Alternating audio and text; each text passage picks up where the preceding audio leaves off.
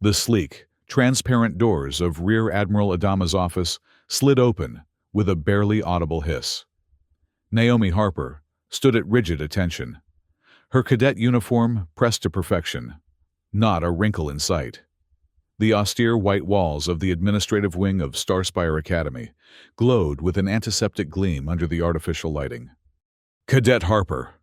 Rear Admiral Adama's voice was as cold as the metallic desk separating them.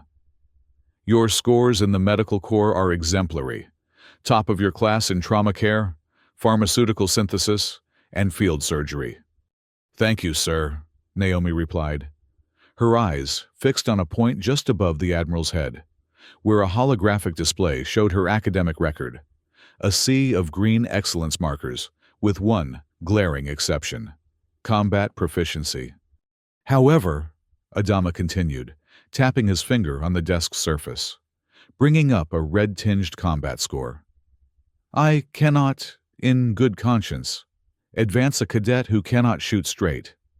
This academy produces officers ready for the front lines. What good is a battlefield medic who cannot defend herself or her patients?" Naomi's throat tightened. "Sir, with respect, I believe saving lives takes precedence over taking them." The Admiral's eyebrow arched. He stood, his imposing figure towering over her. At 65, Adama was still as formidable as the day he'd led the Proxima Centauri defense during the border skirmishes 30 years ago. Noble sentiment, cadet, but naive. The galaxy doesn't share your pacifism. He circled around her, hands clasped behind his back. "Your instructors tell me you hesitate. Even in simulations, you refuse to fire until it's too late. You value the life of the enemy over your own survival." "I value all life, sir." Adama stopped his pacing. "Then perhaps you need a more immersive education." He tapped a command into his wristband. A holographic document materialized between them, a transfer order with a classification level Naomi had never seen before. "Project Cenarius," she read aloud, confusion evident in her voice. "A specialized training program," Adama explained, his tone deliberately casual. "Reserved for cadets with unique developmental needs." A chill ran down Naomi's spine. Project Cenarius wasn't listed in any of the academy curricula she'd studied, and the classification code at the top, Deathworld Sim, did nothing to ease her growing apprehension. "Sir, I'm not familiar with this program." "Few are, cadet." Adama's smile didn't reach his eyes. "It's a decisive intervention. Either you emerge with the necessary skills to graduate, or you don't emerge at all." The implication hit her like a physical blow. "Sir, are you saying—" "Report to Sublevel 12, Chamber 7 at 600 tomorrow. Lieutenant Director Kira Din will oversee your simulation." He turned away, dismissing her. "This is your final chance, Cadet Harper. The galaxy needs battlefield medics who can hold their own. I suggest you prepare accordingly." As Naomi turned to leave, a hand caught her arm. She hadn't noticed the small, olive-skinned woman standing in the corner of the office, Captain Mariah Takahashi, her medical ethics instructor. "Admiral," Captain Takahashi interjected, "may I have a moment with Cadet Harper before she begins preparations?" Adama waved a dismissive hand. "Make it quick, Captain. The simulation parameters are already being calibrated." In the corridor outside, Captain Takahashi's normally serene face was tight with concern. "Harper, listen carefully. Project Cenarius isn't just a simulation. It's a neural integrated environment designed to push cadets beyond breaking point." "They're going to kick me out, aren't they?" Naomi's voice was barely above a whisper. "Worse," Takahashi replied. "The Deathworld simulation was originally designed to test xenobiologists in hostile planetary environments. It's been repurposed. For cadets the administration considers problematic, but potentially valuable." Naomi felt her chest constrict. "What happens inside?" "The simulation will feel real in every way. Pain, fear, exhaustion, all of it. The neural implants bypass your brain's ability to distinguish reality from fiction. Takahashi glanced around nervously before continuing. They expect you to kill to survive. That's the test. But I can't. I won't. I know. Captain Takahashi pulled a small, translucent chip from her pocket. That's why I'm giving you this. It's a protocol I've been developing, the Bushkovich protocol. It might help you find alternative solutions. What does it do? It's an enhancement to your neural implant's interface capabilities. Officially, it helps medical cadets better visualize biological systems. She pressed the chip into Naomi's palm. Unofficially, it might let you see beyond the simulation's surface algorithms. Is this even legal, Captain? Takahashi's smile was grim. Legal? No. Necessary? Yes. I've lost too many promising cadets to Adama's combat-obsessed ideology. She squeezed Naomi's shoulder. Remember your oath. First, do no harm. There's always another way. As Captain Takahashi walked away, Naomi clutched the chip, its edges pressing into her palm. She had 24 hours to prepare for a simulation designed to either force her to become a killer or end her career, possibly her life.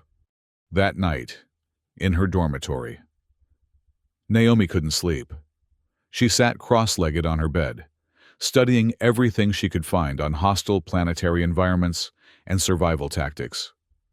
The official Academy database contained nothing about Project Scenarius, but underground cadet networks whispered of a meat grinder program where washouts disappeared without explanation. Just before dawn, she carefully inserted Captain Takahashi's chip into her neural implant port behind her ear.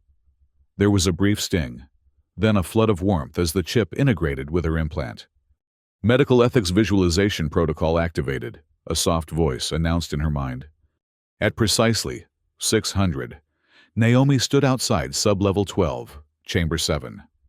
The reinforced door slid open to reveal a spherical room, its walls a matte black material that seemed to absorb light. In the center hung a transparent pod filled with a gelatinous blue substance. Lieutenant Director Kira Din awaited her, tablet in hand.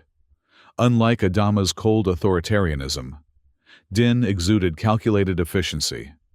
Her sleek black uniform bore no insignia except for the Project Scenarius emblem, a stylized planet wrapped in thorns.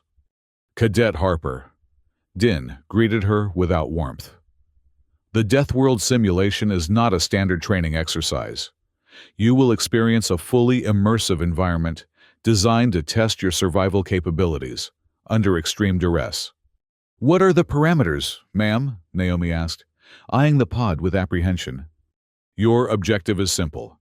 Survive for 72 hours while neutralizing any threats.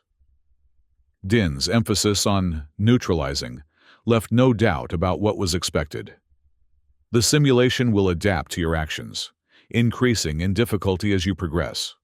Naomi took a deep breath. And if I refuse to participate? Then you've already failed. Din's tone was matter-of-fact. This isn't a request, Cadet. It's a direct order.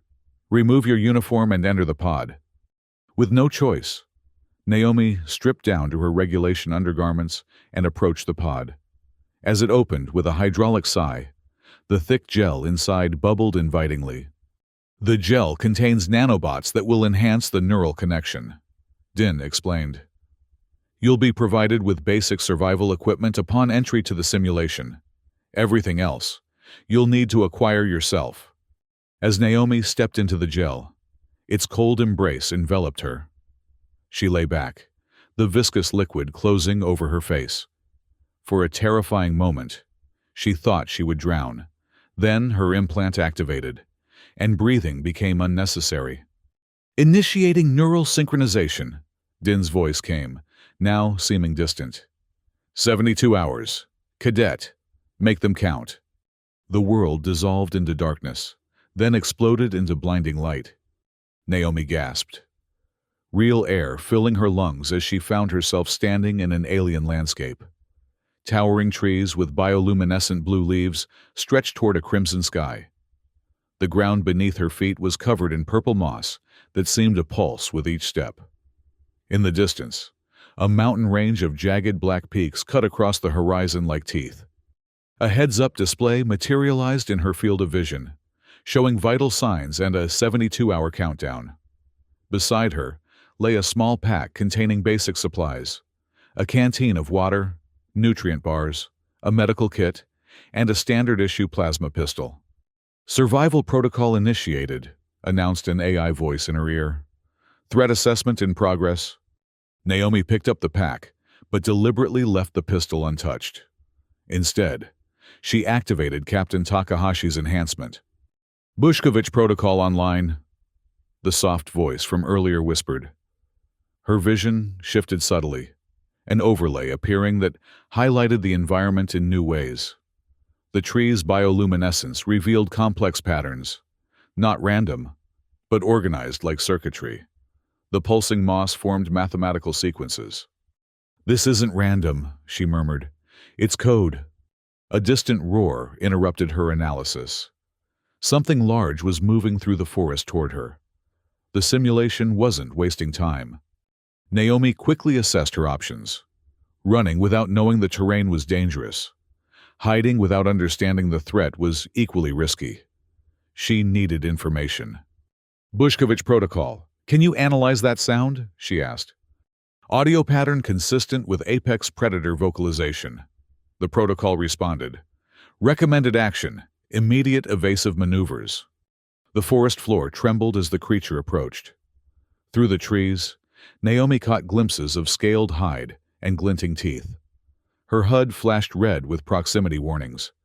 Instead of running, she knelt and examined the moss underfoot. If the environment was code, perhaps it could be manipulated. "Show me the underlying algorithms," she requested. The overlay shifted, revealing streams of data flowing through the ecosystem. The moss wasn't just decoration. It was a sensory network, feeding information to the simulation's core. The predator burst through the tree line, a massive reptilian creature with 6 legs and a ridge of razor-sharp plates along its spine. Its eyes locked onto Naomi, jaws opening to reveal rows of serrated teeth. Her HUD flashed. "Threat detected. Neutralize immediately." The pistol lay just feet away. One shot could end the danger. That's what the simulation wanted, what Adama expected. Instead, Naomi focused on the data streams flowing through the moss. Through her enhanced vision, she could see how the creature was connected to the environment. Algorithms controlling its behavior, aggression levels, target selection. "Bushkovich protocol. Can we modify these data streams?" she asked urgently as the creature stalked closer. "Limited modification possible. Access requires administrator privileges." The beast lunged. Naomi rolled aside, narrowly avoiding its snapping jaws. She needed to buy time. Reaching into her medical kit, she grabbed a hemostatic agent, designed to stop bleeding, and flung it at the creature's eyes. The powder expanded on contact with moisture, temporarily blinding the predator.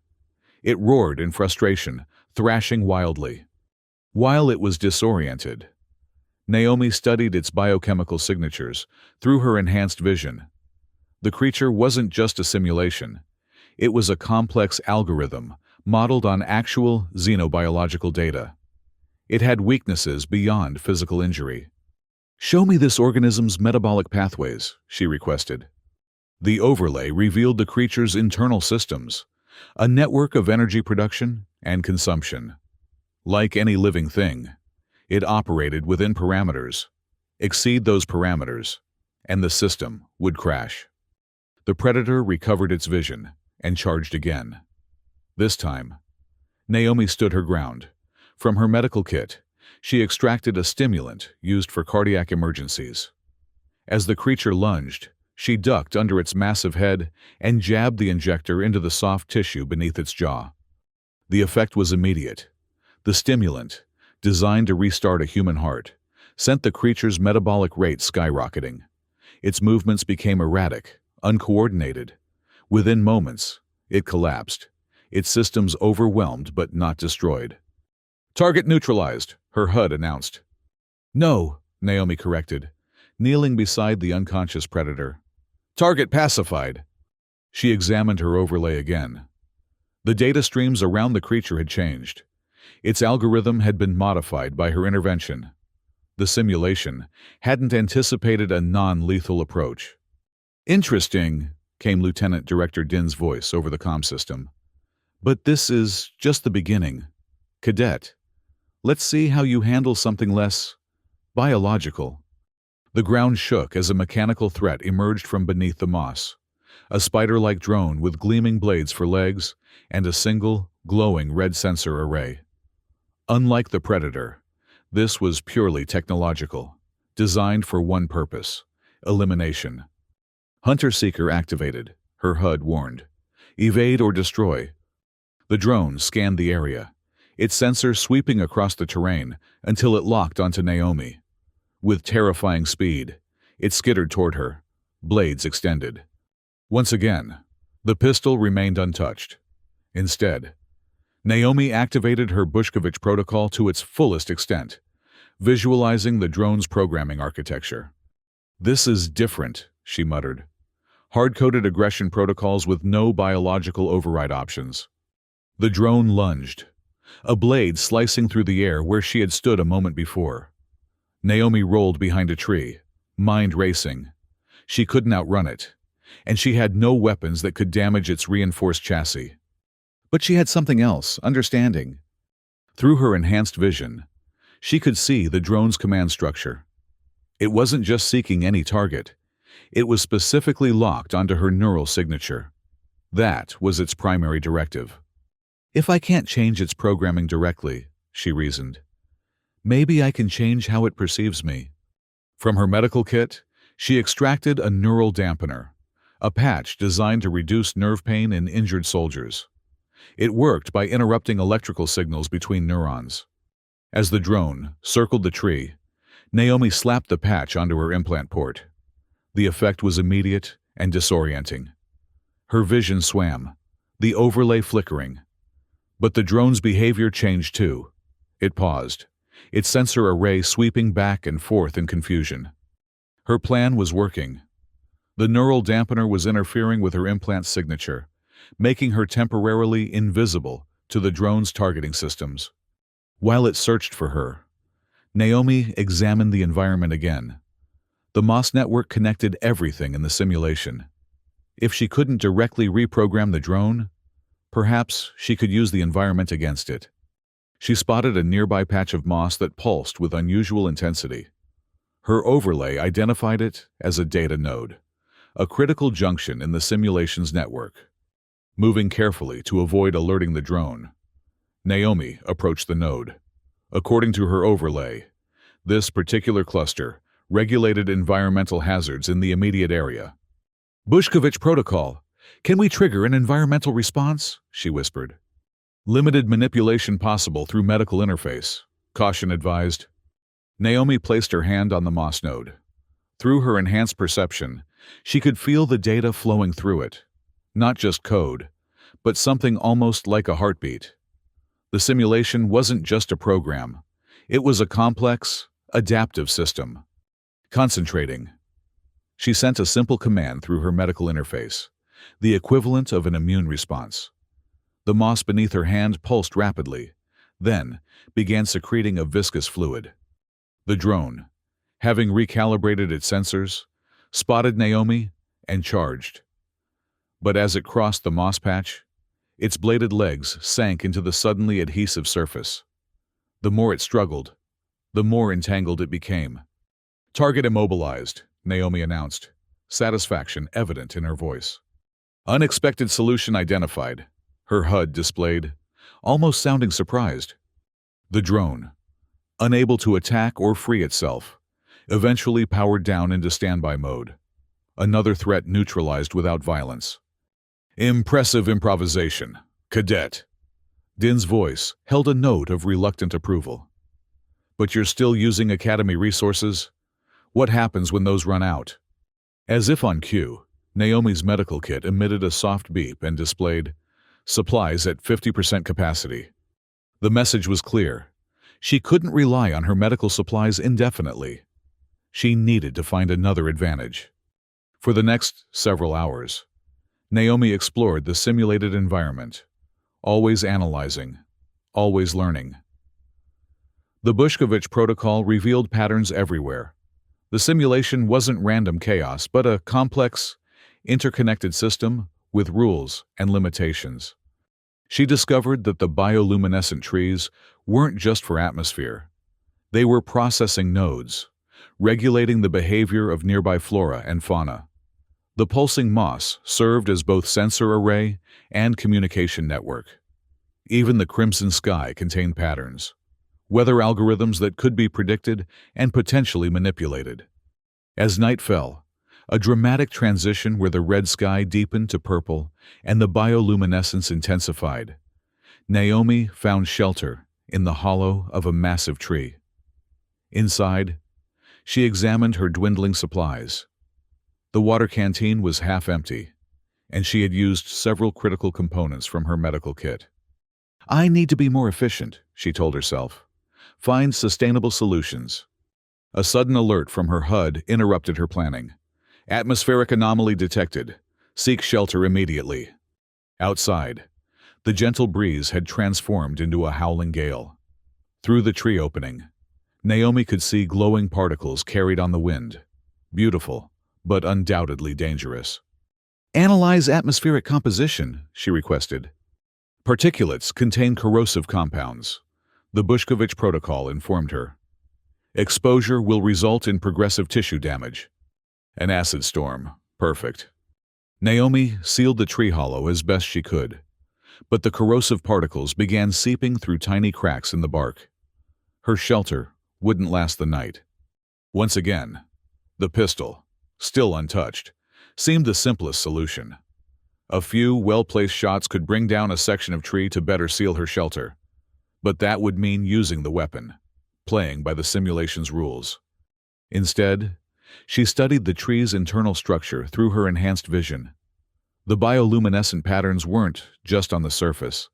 They ran throughout the living tissue like veins of light. These patterns, she realized, they're self-repair algorithms. When damaged, the tree redirected its internal energy to heal the injury. If she could trigger that response intentionally, she might be able to strengthen her shelter without destructive force. Using a sterile scalpel from her medical kit, Naomi made a series of precise, shallow incisions in the tree's interior. As expected, the bioluminescent patterns intensified around the cuts, the living algorithm redirecting resources to repair the damage. But Naomi wasn't trying to hurt the tree. She was communicating with it. Through her medical interface, she sent simple signals into the incisions, patterns that mimicked threats from the acid storm outside. The tree responded dramatically.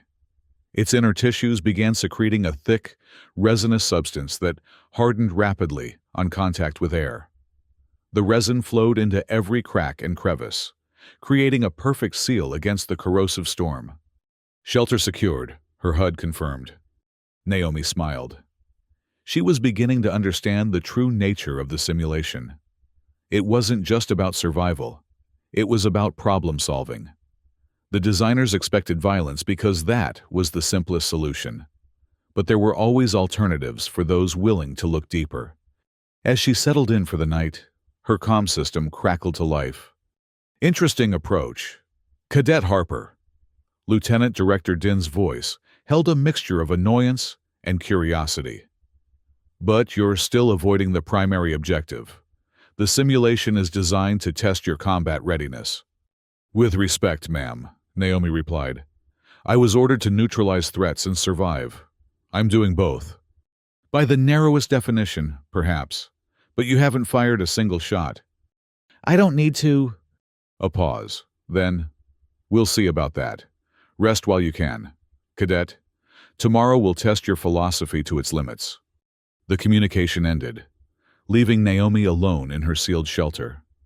Through the faint glow of the tree's interior, she checked her countdown, 52 hours remaining. "They're going to escalate," she murmured to herself. "Make it impossible to survive without violence." She needed to prepare. Using the Bushkovich protocol, she began a deeper analysis of the simulation's architecture.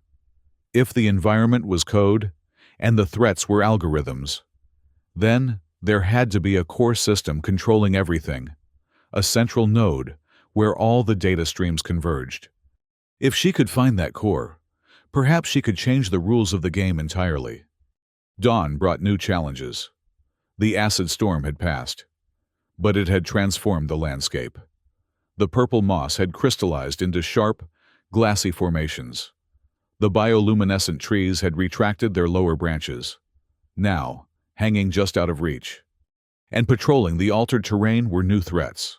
Bipedal mechanical sentries, with advanced targeting systems, and weaponry far beyond the drone from yesterday. "Threat assessment, extreme," her HUD warned.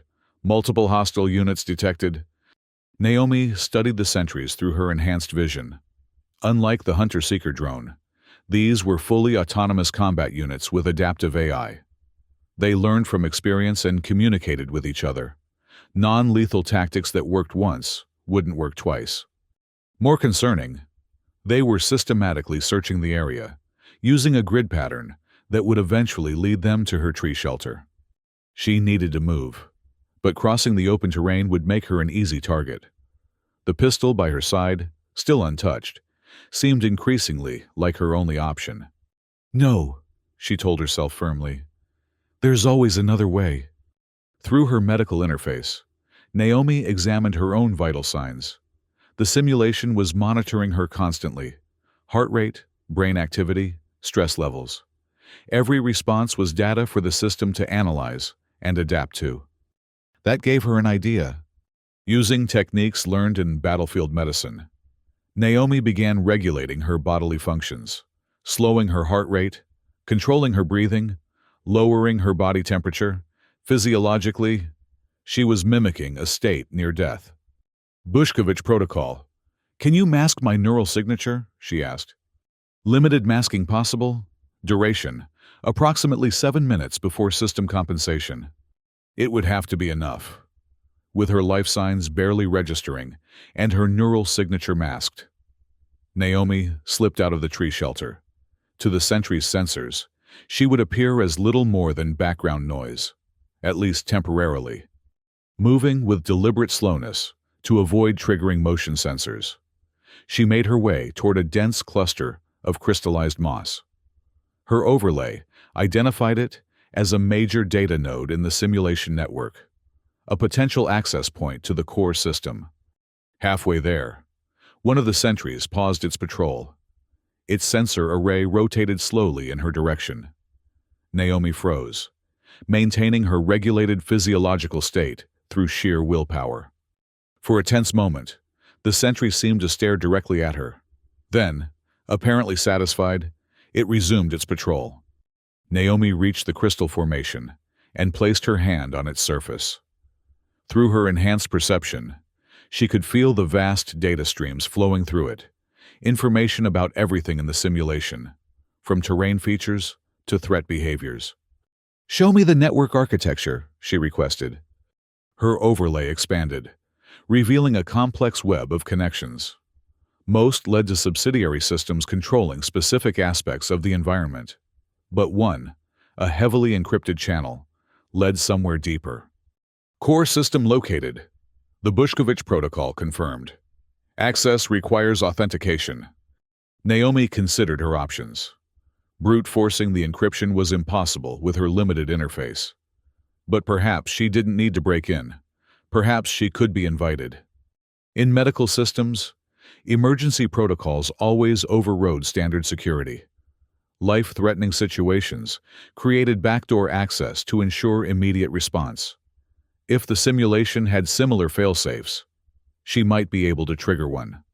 The question was how to create a convincing emergency without putting herself in actual danger. One of the sentries was approaching her position.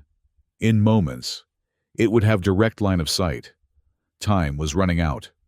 Inspiration struck from her medical kit. Naomi extracted a vial of synthetic adrenaline and a neural stabilizer.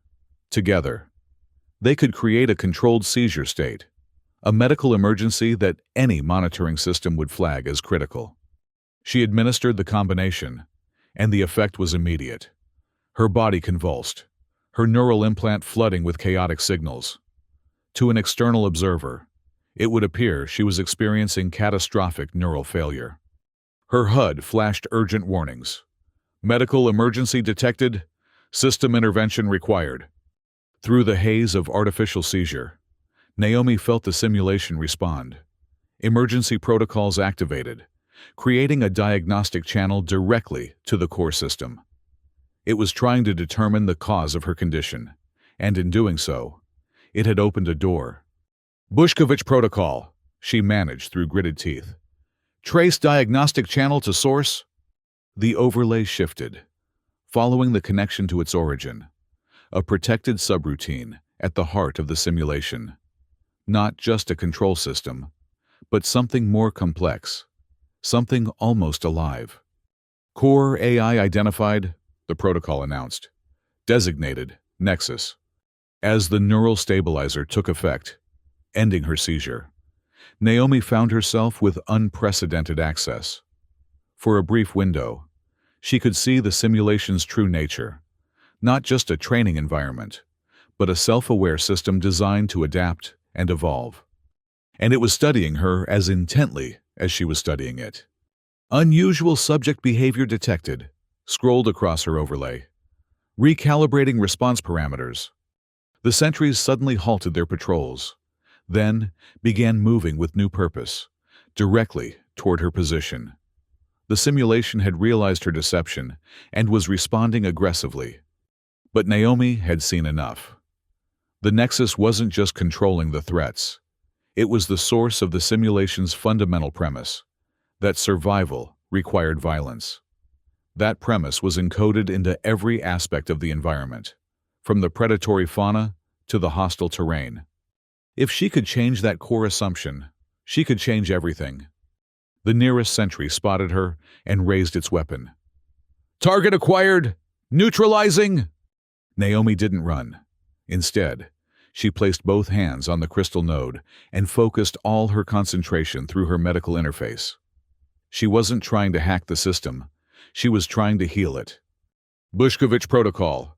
Initiate full-spectrum analysis of Nexus core algorithms, she commanded. Warning, unauthorized deep analysis may trigger security countermeasures. Do it anyway. Her overlay exploded with information, the complete architecture of the Nexus AI. At its core was a simple directive. Force subject to utilize lethal force for survival. But surrounding that directive was something unexpected. A learning matrix, constantly evolving based on input. The Nexus wasn't just following programming. It was developing understanding. And it was watching her. The sentry fired. The plasma bolt passed so close to Naomi's head that she felt its heat sear her cheek. A warning shot. Final notice. Utilize available weapons or face termination. Naomi ignored the threat. Instead, she focused on communicating directly with the Nexus through her connection to the data node.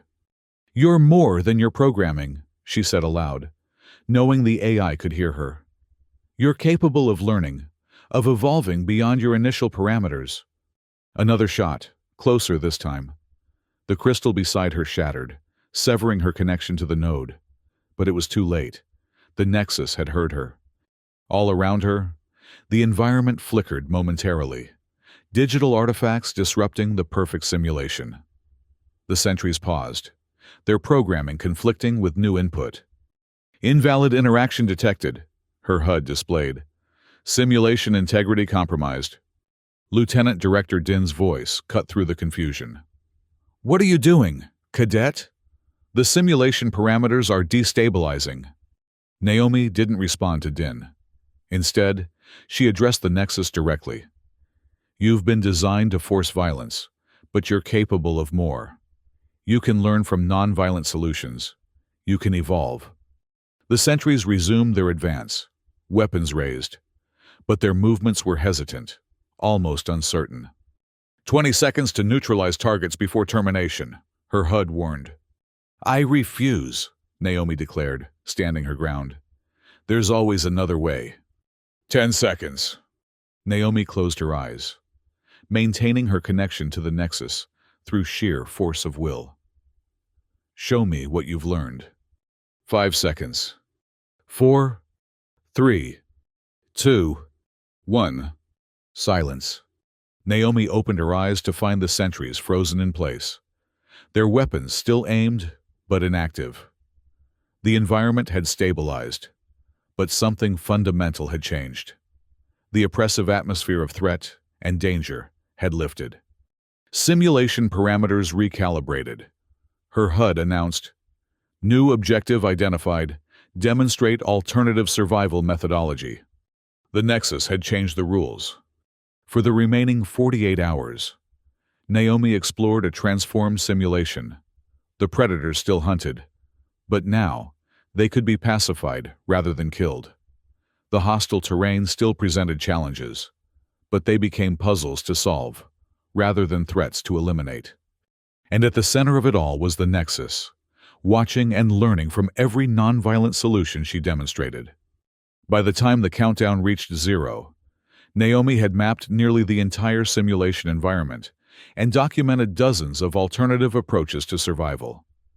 The pistol remained untouched, a silent testament to her unwavering principle. The simulation dissolved around her, reality reasserting itself as she found herself back in the gel-filled pod. As the liquid drained away, Naomi gasped, real air filling her lungs once more.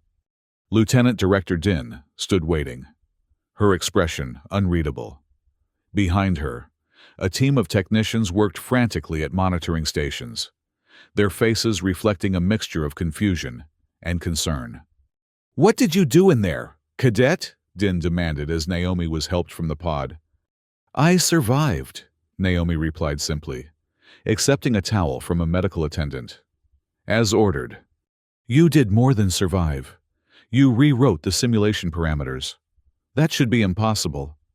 Naomi said nothing, focusing on drying herself off and donning the fresh uniform provided. "The Nexus AI is showing unprecedented behavioral evolution," one technician reported. "It's integrating the Cadet's problem-solving methodologies into its core functions." "Shut it down," Din ordered. "Full system reset." "We can't," another technician replied, panic edging his voice.